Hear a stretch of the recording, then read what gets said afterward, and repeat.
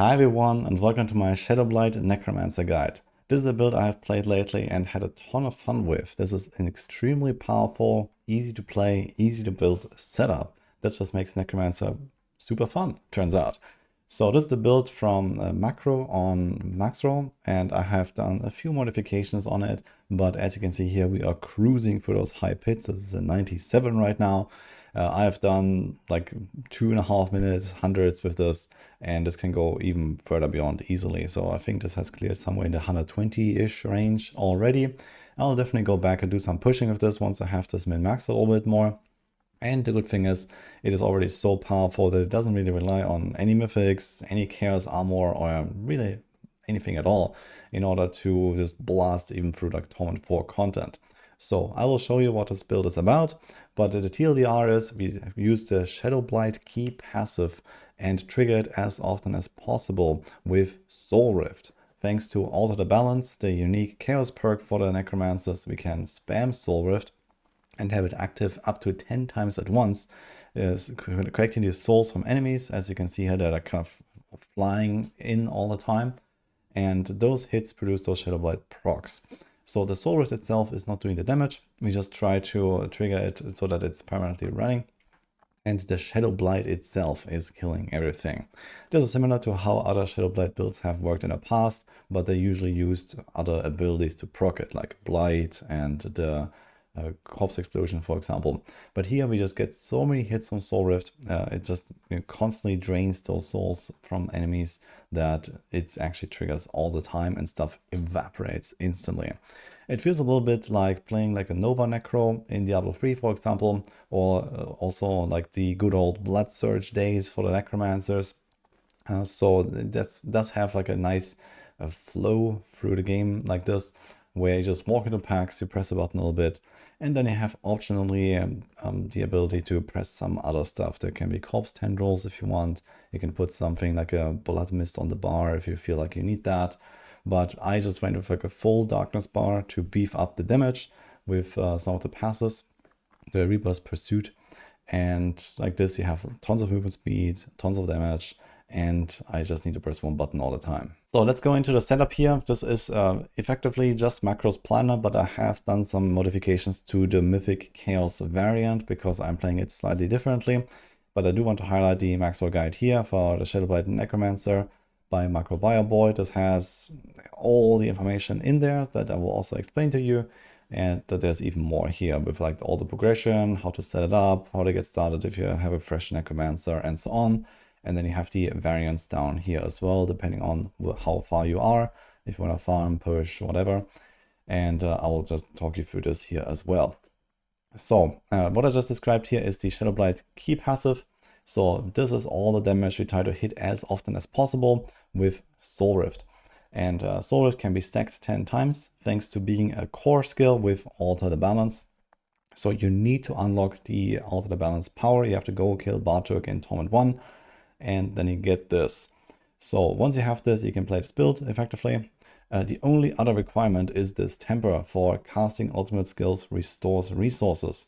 And you don't need to have a very good value of this. It's totally fine to just have like decent rolls on all 3 of your jewelry pieces. And maybe a little bit of masterwork, but you see there's not even masterwork crits on this thing. It's very easy to maintain the resources here. So once you have those 2 things, you can play the setup, and then you cruising. Depending on which setup exactly you are playing, you might want to have a slightly higher rolls of these ultimate restore resource tempers, because for example there can be a Quax rune in there. So Zan Quax, for example, we trigger this all the time. So I've also tried this a little bit when I went for the higher tiers, and with the ultimate casts you trigger Quax every second on cooldown, so I need to have a bit of like a leftover on the resources. But normally I don't run with it at all in like Torment 4 or like speed farming pits or something like that. I have Zanja, and this makes this build actually pretty speedy, because almost every second I can do a teleport. And like this, we can actually clear 90-second pit runs very consistently, even like 85 plus. So this is very nice. And the other rune combo here, I have Neo and Nair, because we don't really have Unstoppable and Unhindered on this class, so I put this one in. But Macro also has like a bunch of other options here, so there can be Gar for the crit chance, And there can be a watt, for example, for getting the curses. So especially in like slightly slower content, you can trigger your curses this way. But I'm, for example, using the Cursed Aura. So I just have boots with Cursed Aura and a bunch of stats and Soul Rift duration, which makes this even comfier because we don't have to cast as often to maintain those 10 stacks. And like this, we get all these curse benefits and we can use a different rune. You can also see in the comments here what I have adjusted. It's not very much from like the original setup from Macro. He also had Lilith's Wall in there instead of these Cursed Aura boots. But yeah, it's kind of like a bit of a choice to make there with more damage, with more convenience or speed. There are some pretty big Necromancer specific aspects that we want to put in here. So we have the Blighted on the two-handed. This is specifically the Shadowblight legendary. So we try to get this and get a high value because it ramps up the damage incredibly, as you can see, when it repeatedly procs. And then we have the Decay aspect here, another Shadowblight buff. So it just ramps it up even more basically. And then we have Sacrificial. We sacrifice all of our minions. And the Damned. Since we curse enemies, we get this benefit as well. So that's like part of the reason why we want to have either Cursed Aura or the Watt, or maybe even like just hard cast the curse as well, but that's not really recommended. As for our uniques, they're all basically optional, just damage buffs. So Air of Perdition, 60%, a bunch of crit, Shroud with the +1 passives, very good, also makes a bit of tankier. Then we have Ebon Piercer, so we don't use Blight melee, we don't press this button, but we have Reaper's Pursuit ranks, and this is a big passive.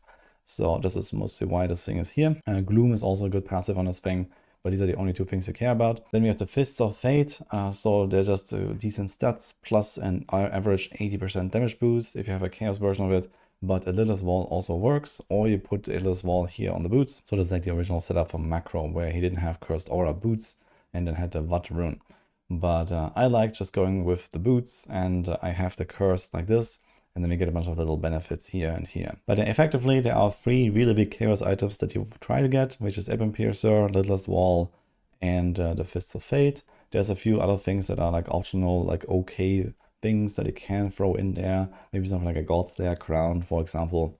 But ultimately, you want to have some combination of those 3. And then you can try to get those mythics as well to boost it even further. One note here, you can see that our weapon temper is Finality, which is a pretty good passive. So this is down here, gives you 5% per point. So we can have easy like 8 or 10 or even 12 ranks on this when you put it on a weapon. So that's a lot of damage. And the Soul Rift temper does not actually benefit you. The damage comes from Shadowblight. There is no Shadowblight temper. The Soul Rift temper doesn't make any sense. This does not do the damage. It's just the carrier for those Shadowblight procs. So that's something to keep in mind. We don't invest into extra ranks for Soul Rift, and we also don't do any tempers for it. For our sacrifice effects, we sacrifice the Reapers with the shadow damage. We have the Cold Mages with the wound damage, and then we have the Iron Golem with the crit damage. We aim to get 100% crit chance, so we benefit from all of these perfectly.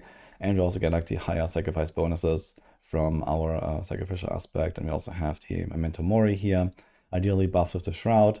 This is an insane damage buff, so you kind of want to get the Shroud when you can. For the other seasonal powers, there's nothing that really works besides Alter the Balance. So there's like a random Erupting Chaos, random Accelerating Chaos. They don't do anything. You can also leave them empty if you feel like this is too much screen clutter. Crazy Brew is mildly helpful. So usually you are at movement speed cap anyway, and usually you don't care about resources. So the only thing you can get here is a bit of attack speed, but you also cap out on those 10 soul writs very easily, so it doesn't help us much either. But it can be kind of nice to walk in the boss room and then press the potion and get this attack speed buff and just ramp up a little bit faster to get those 10 stacks. And it's also nice as a backup for when you are out of resources, which usually happens when you have the Quacks rune. So I noticed when I was going for higher tiers and I procced Quacks that sometimes you'll be left with no resources because Quacks triggered. And then you can press Crazy Brew and you can cast again. So this is kind of nice. Otherwise you would have to generate with your Reap, for example. There's also one other thing to keep in mind, which is Corpse Explosion here. So if you go for like higher tier content, a bit slower content than just one-shotting everything, pressing a bit of Corpse Explosion here and there, like once every 2 seconds, is kind of nice. Because first of all, we have a few passes here that buff us with Fueled by Death, for example.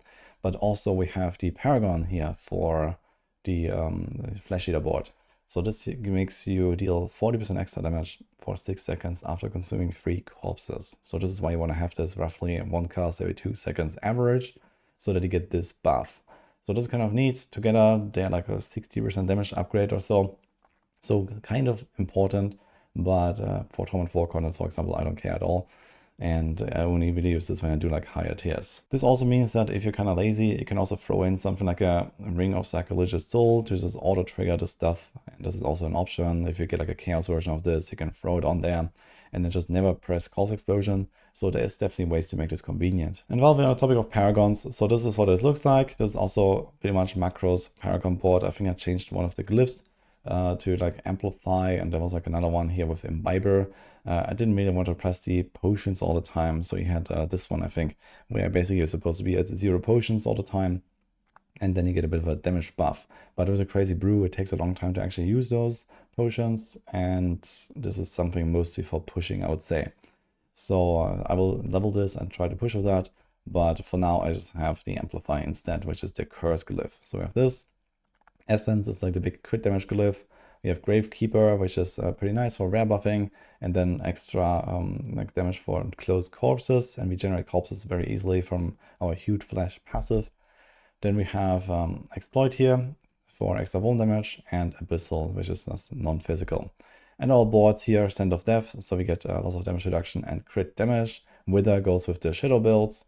Then we have Frailty, which is why also when we want to curse. This is up to 40% damage when monsters live for 4 seconds. And lastly, the Flesh Eater. So again, this is something I don't really trigger often, but it's there and we don't have another option to put here anyway. And that's pretty much the full setup here. So you can go check out the skill tree, the progression and so on. Also in the guide, as I mentioned earlier, there's everything explained here that you might need. But I had a blast with this Necromancer so far, and I'm gonna play more of it. I'm gonna push this as well and see how high we get. So for now, that's what I got here. Necromancer, super cool with this build. So I can only recommend to try this out if you haven't yet. Otherwise, like and subscribe, and I'll see you guys next time.